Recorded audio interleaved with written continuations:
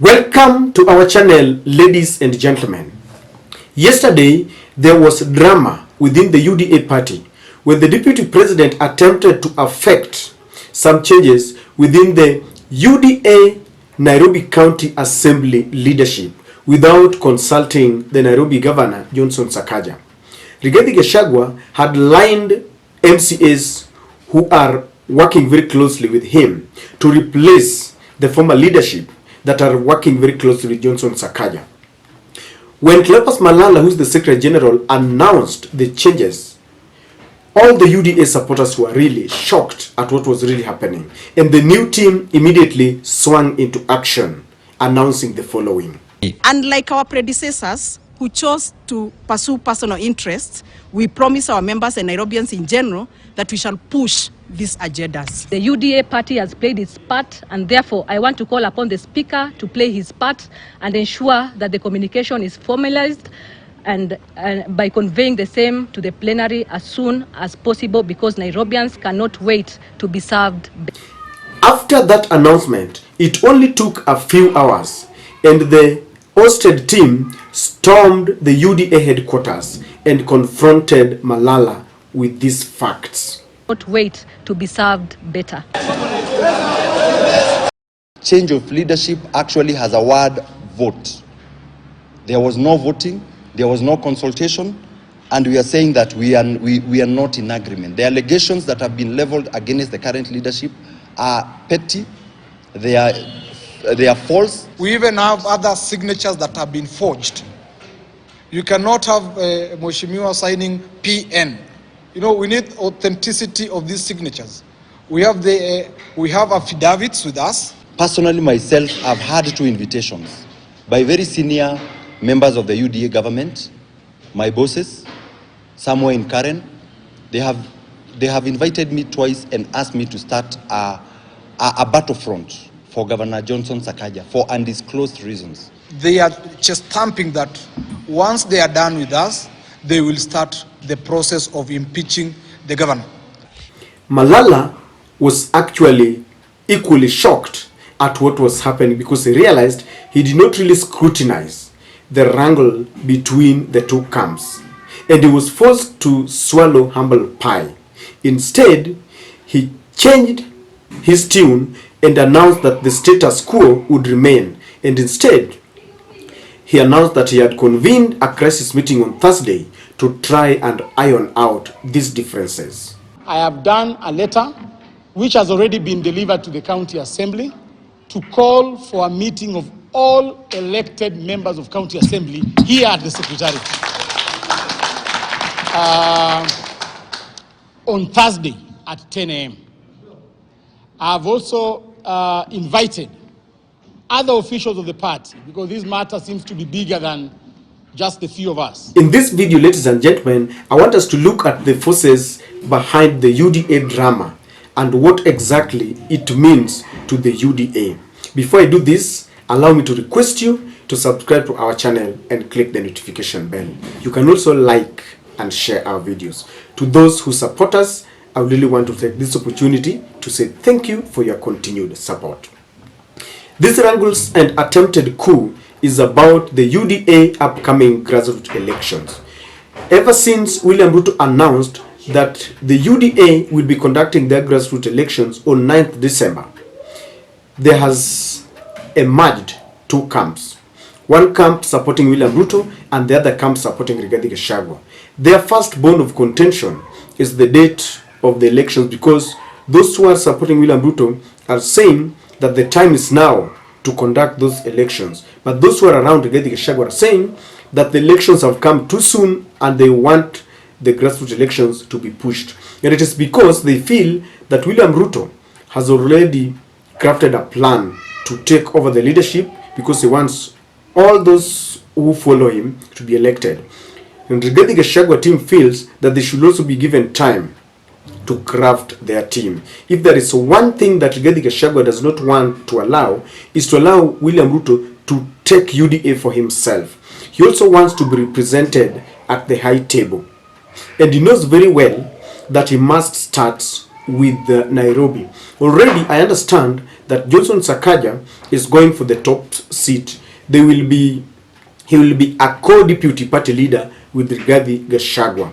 And so, without him in Nairobi, Rigathi Gachagua feels that the deputy governor James Njoroge Mushiri should take over the position of Nairobi party leader, Nairobi UDA party leader.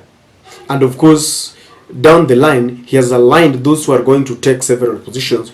No wonder he was trying to ensure that it starts by replacing those who are working closely with Rigathi Gachagua, so that with Johnson Sakaja, so that he has got his own team. He also wants a team that will be representing Mount Kenya, because he feels that Sakaja is going against the wishes and the feelings of Mount Kenya. He's got a lot of interest because he feels that there are several businesses that are being affected by decisions that are made by Johnson Sakaja. The other day when Johnson Sakaja wanted to remove vehicles from the CBD to Green Park, Rigathi Gachagua refused, saying it was going to affect their businesses. And you see, Rigathi Gachagua has poised himself as someone who is speaking for Mount Kenya. So he wants to ensure that he's got people who will be speaking for him. He is also trying if they can impeach Sakaja. And you see, if you have a team that does not answer to you, for example, minority leader and the chief whip are the people who are supposed to sit down and discuss if there is any possibility of ousting Johnson Sakaja. It is the role of the whip to try and consolidate support and whip people to be on the chambers on that day to vote fully in favor of the motion to impeach Sakaja. Now, the team that is in office now are working very closely with Sakaja, so it is very difficult even to rally them to come and sit down and discuss any possibility of impeaching Johnson Sakaja. That is why he wants his team, so that he also tests waters if he's got the wherewithal that can oust Sakaja from that office. But it's not a walk in the park, because already the UDA is divided. There are those MCAs who are supporting Sakaja, and maybe a few who are aligned to Rigathi Gachagua. But also, Sakaja is working very closely with William Samoei Ruto, and this is something that is not going to be very easy with him. Number two, this is about 2027 and 2032. Rigathi Gachagua learned very closely what happened between Uhuru Kenyatta and William Samoei Ruto. William Ruto had set his eyes on the ball, and he decided to craft a team within the Jubilee, so that people like Ndindi Nyoro, Alice Wahome, people like Kimani Ichung'wah were not answering to Uhuru Kenyatta. Instead, they were answering to William Ruto. William Ruto was the deputy party leader, but he knew very well that after Uhuru, he was to take over. And Ruto wanted it to be a takeover with full force. So he already convinced the team from Mount Kenya, people like Osoro, to be behind him. So when Uhuru Kenyatta realized, and he was trying to rally support for Raila Amolo Odinga, it was too late. This is exactly what Rigathi Gachagua wants to do. Rigathi believes that after William Ruto does his 2 terms of 10 years, he will take over.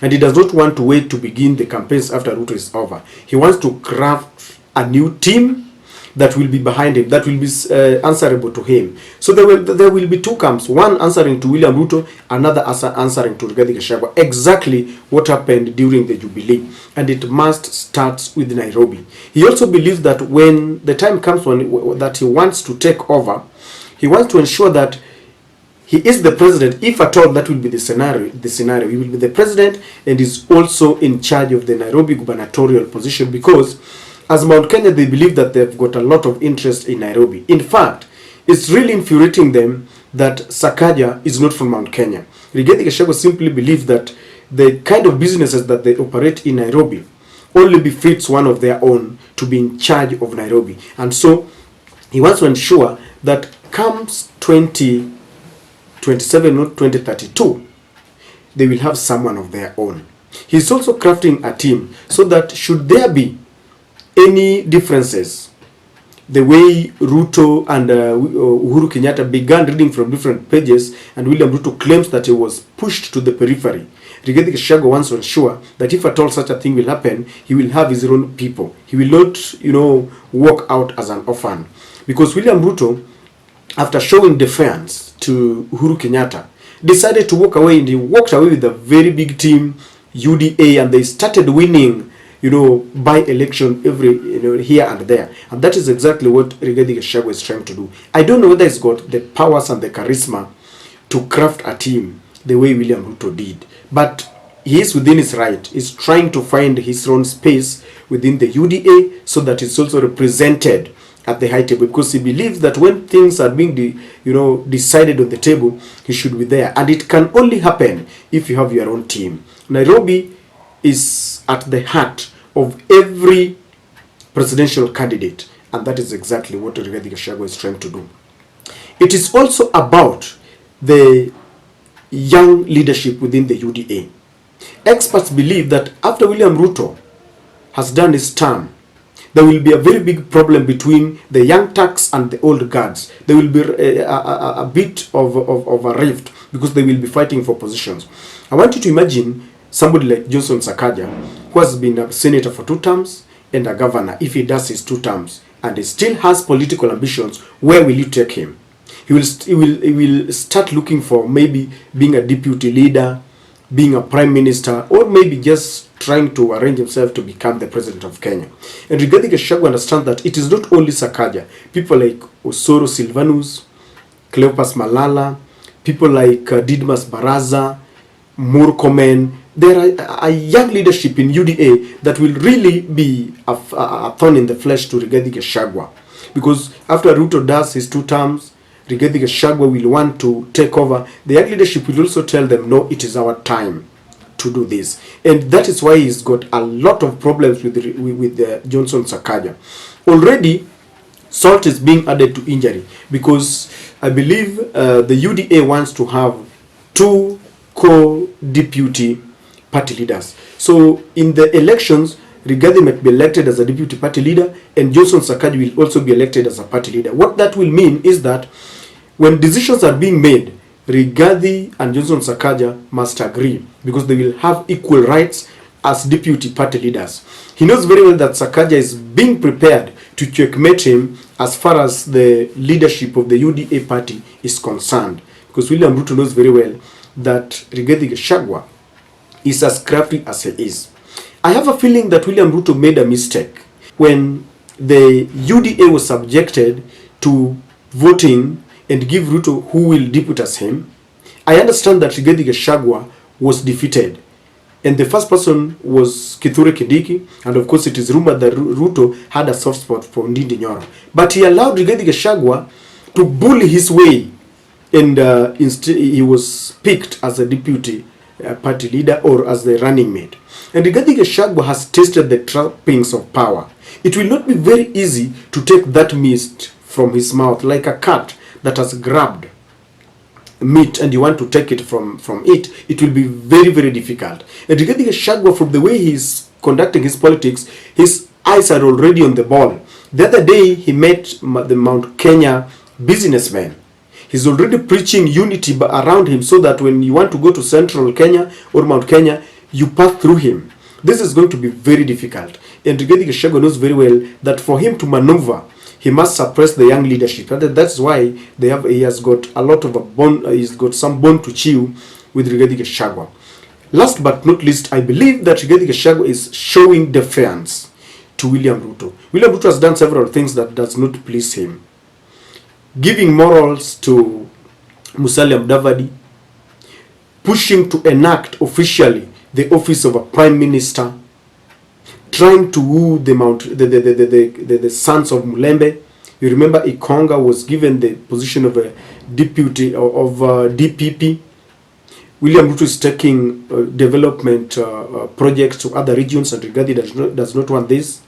And even within the UDA party, with the elections coming, he believed that he was not really contacted. That is why they are protesting the date, which is 9th December. They don't want it.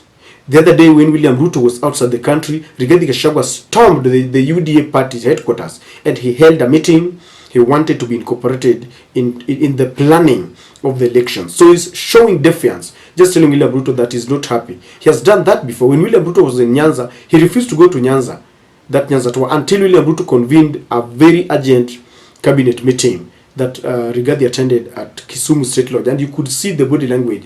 He was not very happy. So, ladies and gentlemen, the drama continues. We are yet to see the climax of these altercations. From where we sit, we only wait and see, and that is my take.